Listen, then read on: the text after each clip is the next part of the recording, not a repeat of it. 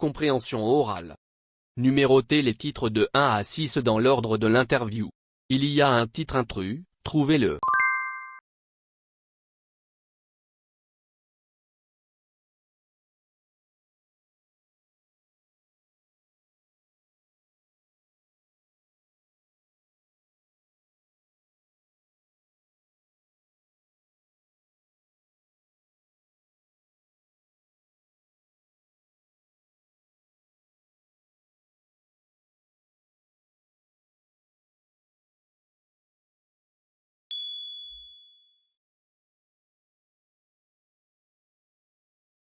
J'ai amené une petite dizaine de pages, ce sont les premières pages du tome 1 de Ténébreuse. Alors je vais travailler sur papier, je découpe ma page, je vais vous montrer à l'arrière, en fait en général je coupe ça en deux, mais c'est vraiment un côté purement pratique de pouvoir travailler sur un espace réduit et de ne pas avoir les bras qui partent jusqu'au bout.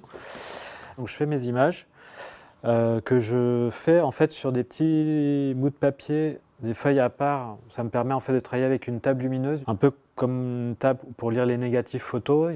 C'est rétroéclairé.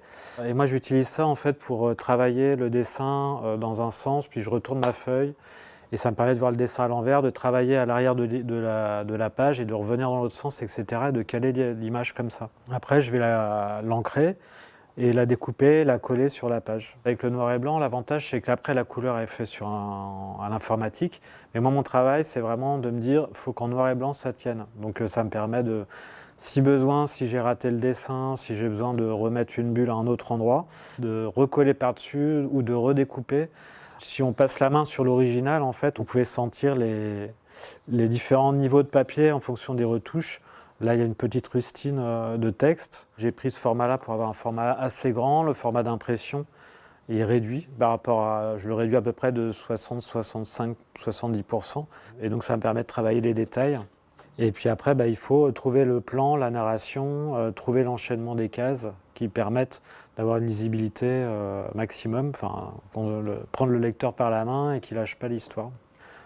L'idée, c'est vraiment d'avoir un trajet de lecture qui ne porte pas à hésitation, qui permettra vraiment d'aller par les points de lecture que vous voulez le faire passer, pour qu'on puisse quand même repérer des petits personnages dans un très grand décor.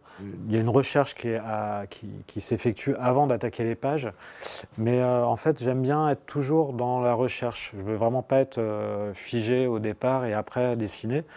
Et qui fait qu'en fait les personnages, j'ai toujours l'idée de dire est-ce qu'à un moment ils peuvent pas être un peu différents, un peu comment ils vont bouger, quelle attitude, quelles caractéristiques je vais leur donner.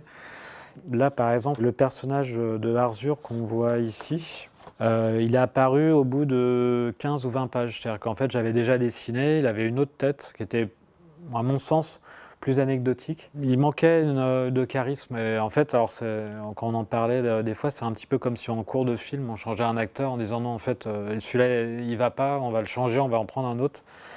Et des fois, si on prend les planches et qu'on les regarde à travers une table lumineuse, des fois on peut voir d'ailleurs les anciens dessins qui sont restés sur la page et moi j'ai recollé par-dessus un élément. Voilà, c'est vraiment la manière dont je travaille.